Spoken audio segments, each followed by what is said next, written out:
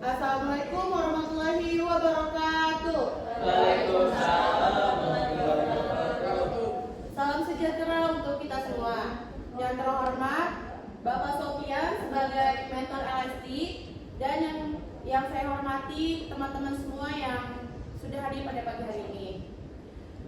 Puji syukur kehadiran Allah Subhanahu wa taala atas rahmat dan karunia-Nya kita dapat berkumpul di acara hadirin yang kami hormati. Tibalah saat kita memasuki sesi inti, yaitu pemaparan materi yang akan dibawakan oleh Alvareta sebagai yang hari ini beliau akan membawakan materi dengan judul FOMO, ancaman atau motivasi. Mari kita beri tepuk tangan untuk Alvareta.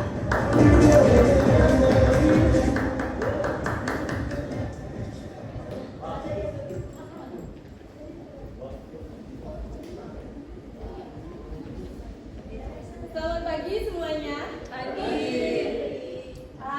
ini saya akan memaparkan seminar yang berjudul FOMO, ancaman atau motivasi.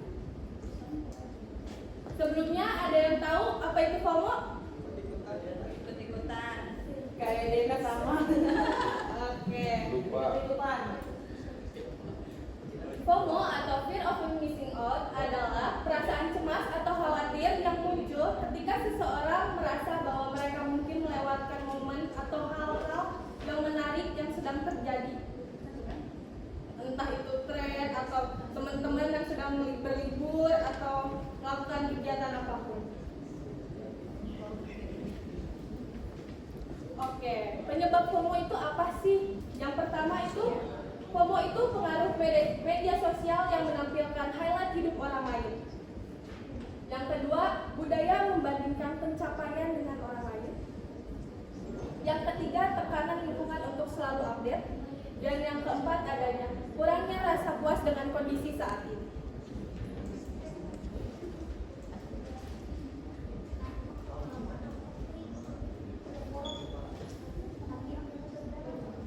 Oke. Untuk ciri-ciri FOMO sendiri yaitu adalah terobsesi memeriksa media sosial, merasa gelisah atau cemas jika ketinggalan kabar, selalu membandingkan diri dengan orang lain, terus terlibat dalam aktivitas hanya untuk diakui, sulit fokus karena ingin selalu update.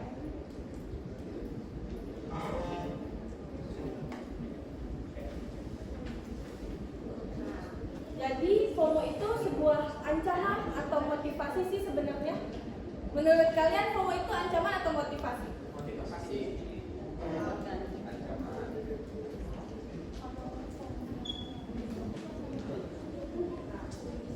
Mengapa FOMO menjadi ancaman?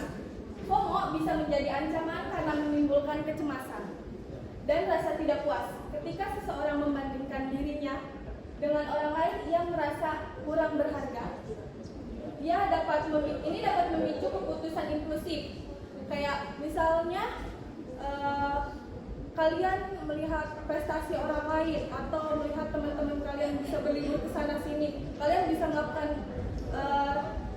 keputusan impulsif itu kayak kalian misalnya tidak memiliki dana untuk hal itu, tapi kalian memaksakan, kalian bisa terjerat entah itu pinjol atau apapun. Dan itu juga dapat merusak mental kalian. Dan mengapa FOMO itu bisa menjadi motivasi? Itu karena rasa takut ketinggalan mendorong seseorang untuk lebih aktif dan mencoba hal baru. Ini bisa mendorong mereka untuk mencoba hal-hal yang sebelumnya tidak terpikirkan, memperluas jaringan sosial, dan meningkatkan keterampilan, menjadikan FOMO sebagai pendorong untuk memperbaiki kualitas dan pengalaman pribadi.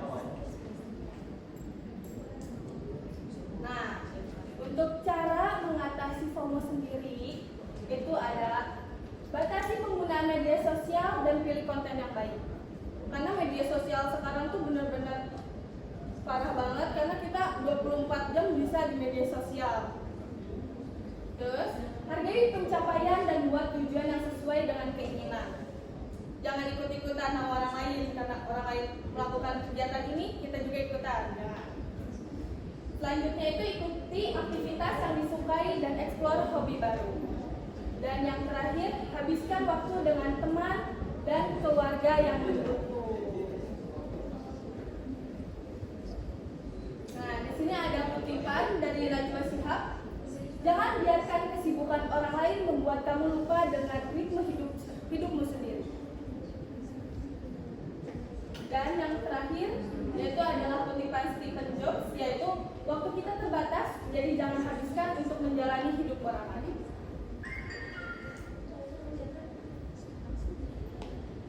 Oke, cukup sekian pemaparan materi saya hari ini. Saya kembalikan kepada Rani.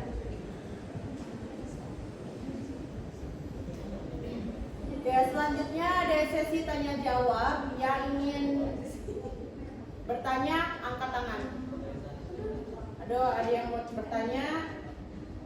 FOMO tentang FOMO.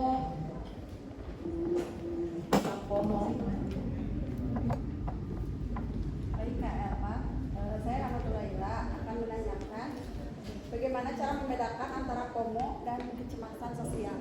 Kan itu beda-beda tipis tuh perbedaannya. Bagaimana? Terima kasih. Ya baik, terima kasih Kak Rara. Duduk. Kalau kamu ditonjok tuh. Oke, perbedaan antara FOMO dan kecemasan sosial ya.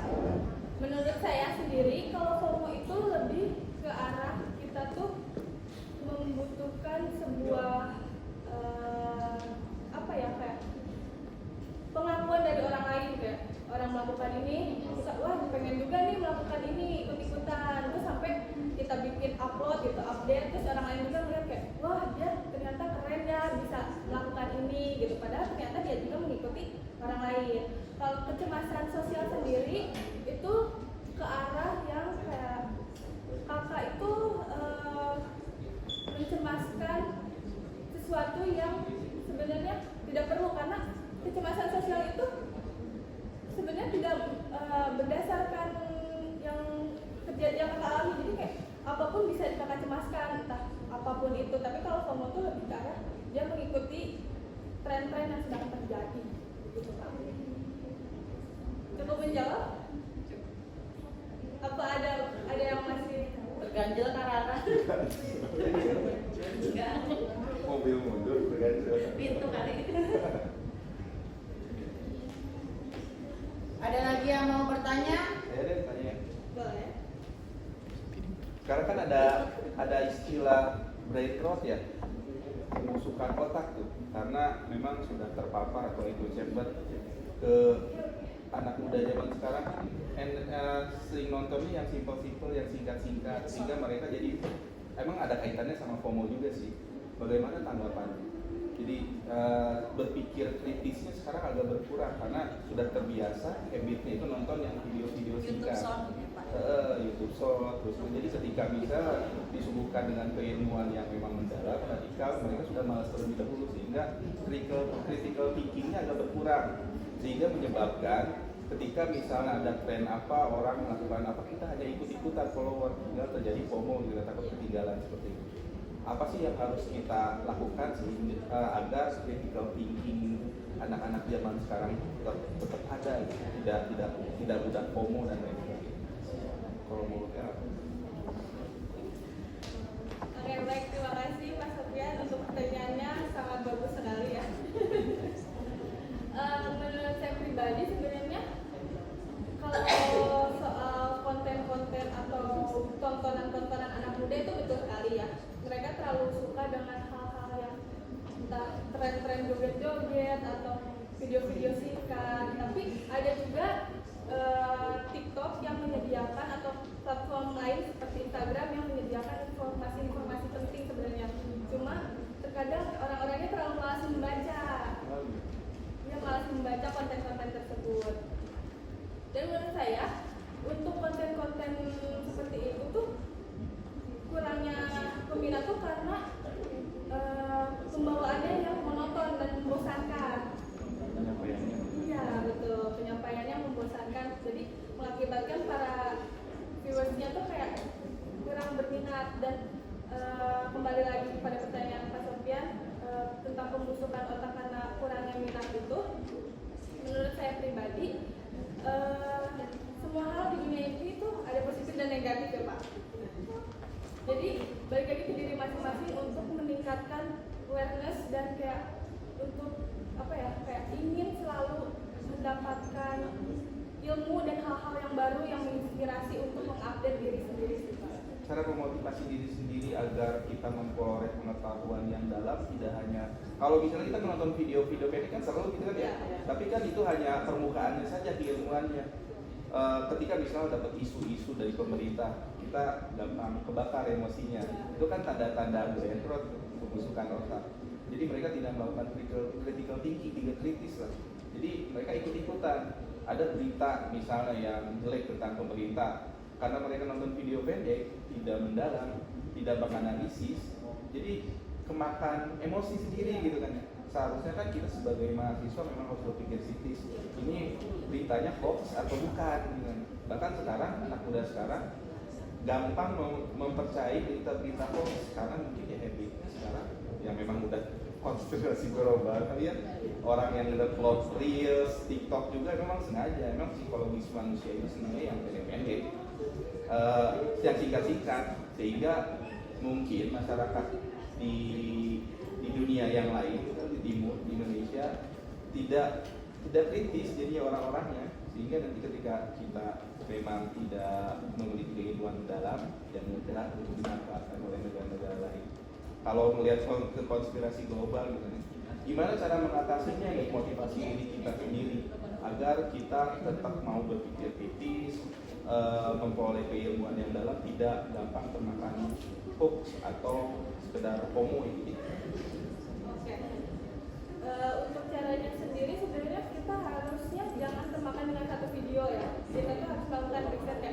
Kita tonton kayak kan terkadang di TikTok tuh kalau di bawahnya ada pencarian yang sedang trending, kita bisa pencet tentang misalnya topik kayak kemarin tuh pertandingan Jeffrey Nicole atau Elmi atau pemerintah, tentang pemerintah pasti ada. Nanti kita cari ada beberapa video, dan maksudnya kalau kayak TikTok itu kan nggak semuanya dia tuh sama suaranya gitu, banyak beberapa orang juga yang menyuarakan yang hal berbeda gitu kan tentang pemikirannya. Nah di situ kita memerlukannya riset gitu, kayak tontonannya tuh gak boleh hanya satu, tapi tentang faktanya tuh harus beberapa. Dan kembali lagi, kita tuh bukan hanya makhluk sosial media, tapi kita makhluk sosial juga. Jadi kita gak boleh terpaku dengan sosmed gitu, kita juga harus bersosialisasi.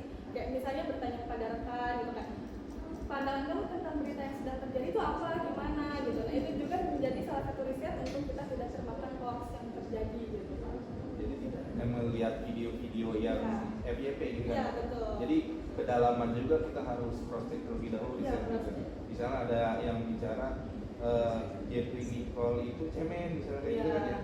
Jadi kita terbawa aja gitu kan ya, tidak suka sama Jeffrey Nicole. Kita meneliti lebih jauh kan memang ada perkembangan tinju yang seperti ini. Jadi kita lebih memahami. Jadi kita lebih objektif gitu. Iya betul. Tidak termakan hoax, tidak termakan berita-berita yang liar. Gitu ya? Betul. Harus riset dulu juga ya. Riset. Ketika misalnya kita menonton video pendek tentang A menjelekan seseorang, kita jangan langsung percaya, gitu. Harus riset ke yang lain. Oke. Ada lagi yang lain? Oke, ada lagi yang lain yang ingin bertanya? Riset juga salah satu dari Bu Alin. Boleh mau nanya? Banyak kok FOMO, ikut-ikutan deadline karena takut ketinggalan. Terima kasih. Yang ingin saya tanyakan mungkin tadi yang tadi yang sudah di Bapak dosen kita mengulasnya, mungkin pengen diperjelas bagaimana sih anak-anak muda sekarang Gen Z ya mengatasi dengan FOMO sekarang kan udah memang booming ya.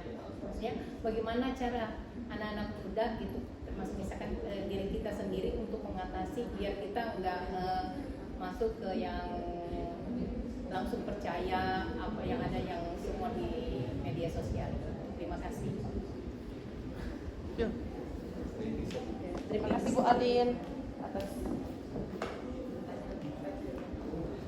Oke, kalau saya pribadi cara mengatasi FOMO itu sebenarnya saya lebih ke arah daripada mengikuti apa yang terjadi, lebih ke arah mengupdate diri sendiri. Kayak misalnya orang itu jalan-jalan, mungkin saya kayak mengupdate skill, entah itu masak atau baking, karena saya juga kan ada bisnis roti kan, lebih ke arah sana kayak mengupdate diri gitu. Karena sekarang tuh FOMO itu sebenarnya nggak selalu tentang ancaman kan, bisa aja memotivasi diri. Jadi kayak orang itu bisa melakukan hal A ini, kenapa saya harus melakukan hal yang sama? Saya bisa melakukan FOMO yang lain gitu, melakukan aktivitas yang lain gitu kan, kayak Sesuai dengan passionnya. iya, sesuai dengan passion masing-masing. Jadi jatuhnya FOMO itu bukan hanya mengikuti arus atau tren, tapi bisa juga mengupdate skill dan mengupdate diri gitu. Kalau saya pribadi seperti itu. Sekarang kan lagi ada tren jogetnya bola balik ya. Saya keikutan FOMO nggak? Pengen ikutan gitu, takut ketinggalan kalau nggak bisa joget itu. Kalau saya sih pengen Ayo ikut. Pak, ikut bikin TikToknya sekarang ya Pak. Kan ya? Soalnya Joget, Pak, ya? jogetnya nggak bikin kita gemulai gitu, asik kayak gitu. Yang ini yang Ada kadang-kadang kita joget tapi kita harus kayak cewek-cewekan gitu. Tapi joget itu kayaknya enak kayak ya itu kayak olahraga aja kayak Pak. olahraga jadinya enak. Meskipun kita cowok, kita cuma joget gitu tuh kayak nggak kelihatan gemulai, masih tetap gagah kelihatan. Keikutan FOMO nggak terkait dengan Kalau ikutan FOMO sih nggak begitu ya Pak. Kalau saya sendiri, saya tuh ke arah kayak kalau yang sedang tren, ya udah tren aja gitu. Tapi kalau misalnya sedang kumpul gitu kan, teman-teman kayak ayo ajak ini, nah itu saya cuma menganggap itu sebagai hiburan saja gitu. tapi bisa joget itu? Dikit. Ya bisa ngapalin dulu sih Pak untuk kayak ikut-ikutan tren itu. Enggak, sekarang udah bisa belum? Belum. Oh belum bikin konten belum? Karena saya bukan tipe yang kayak tren TikTok joget nih, ikutan joget enggak, kayak misalnya lagi kumpul terus kayak TikTok kan gitu, nah baru itu kayak ngapalin gerakan dan kayak ya udah sebagai hiburan aja, bukan itu kan tiba-tiba lewat di FYP nih TikTok joget-joget terus saya ikut-ikutan langsung joget-joget enggak gitu. Takut ketinggalan, takut dikatain lupa kan FOMO sebenarnya itu kan ya, ketakutan kita kan ya, dibilang ketinggalan itu nggak tahu. Kalau saya pribadi enggak, saya lebih ke arah Caranya tadi sesuai dengan passion sama riset ya. ya betul. Ada lagi dari yang lain? Gak apa-apa, jam 10 silakan. Ada lagi yang mau bertanya? Saya ngobrol Jadi aja. katanya mau itu maju. Sudah siap. Ini sudah siap? Oh, siap. Pasti. Siap. Oke, sip. Tidak terasa kita telah sampai pada penghujung acara sebenarnya dengan tema Waktu. FOMO, ancaman atau motivasi. Sebelum acara ini kita tutup, terima kasih kepada pembicara kita Alvareta atas materi yang telah disampaikan. Mari kita beri tepuk tangan untuk Alvareta.